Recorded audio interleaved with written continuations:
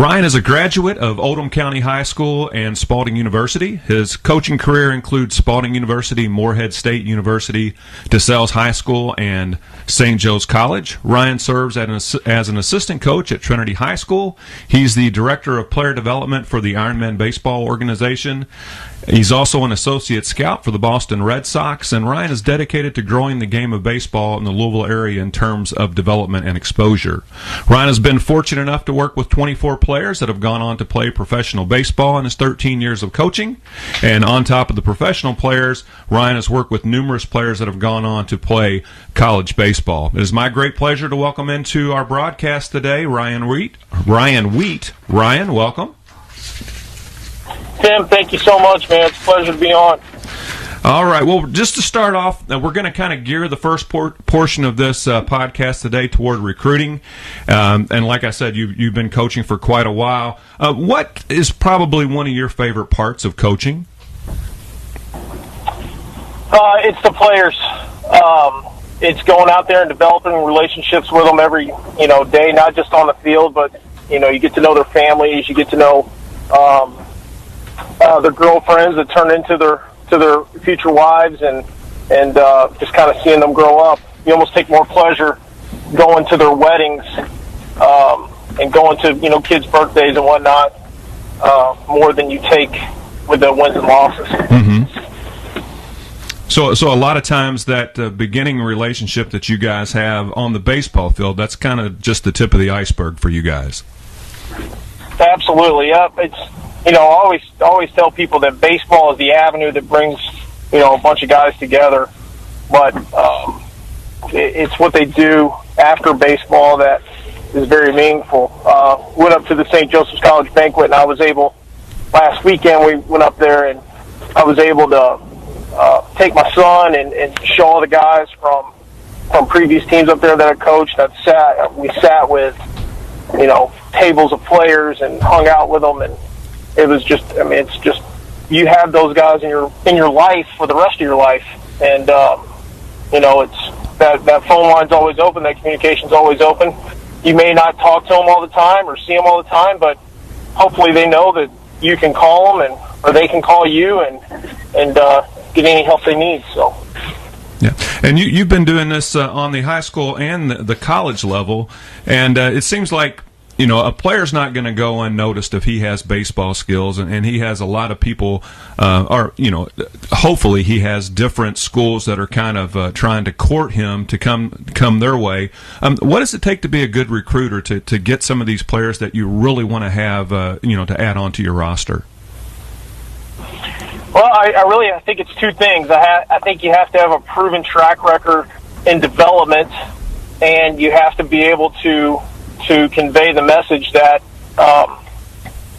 you care about the kids, and you care about not only their personal growth, but their team growth and their academic growth. And it's a lot easier.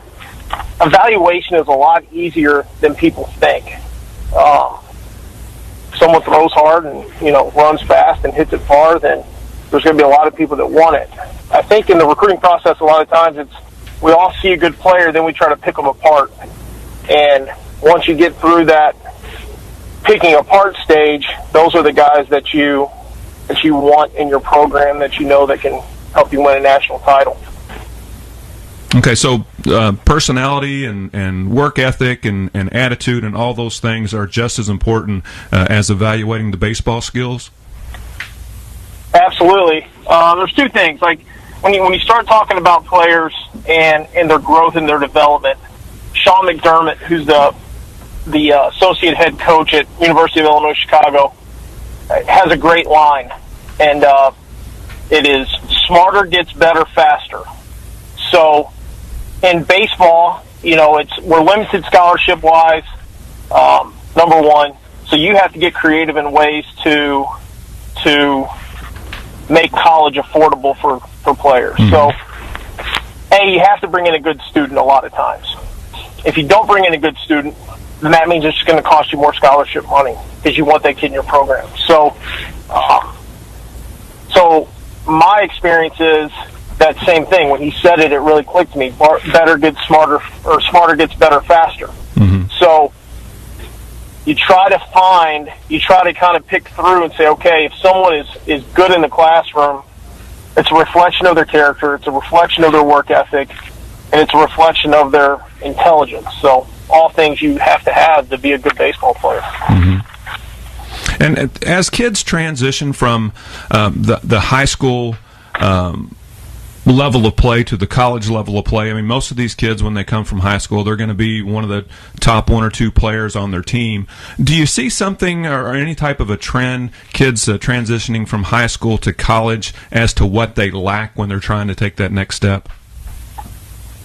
Yeah, for sure. It's definitely commitment. A typical day for a college baseball player in the fall, and this is the off season, is that you're going to get up at 6 a.m., you're going to lift weights at 6:30, you're going to go eat breakfast after you're done with your hour and a half, 2-hour lift.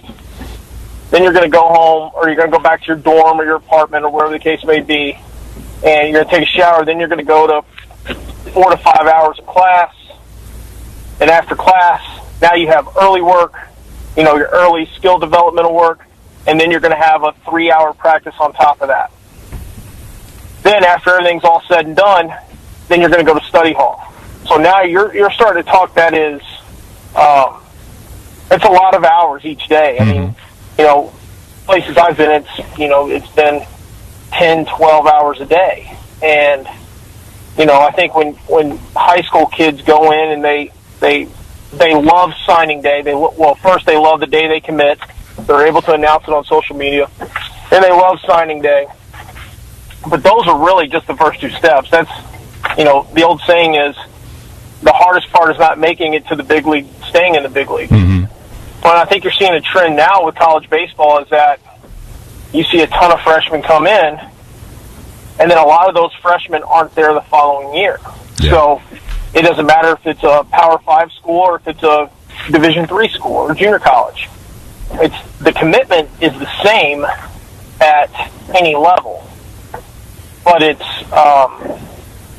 the tough part is finding those kids that are have the ability to stay there from a skill standpoint, and B, that are committed to the long hours and the long days. Mm-hmm.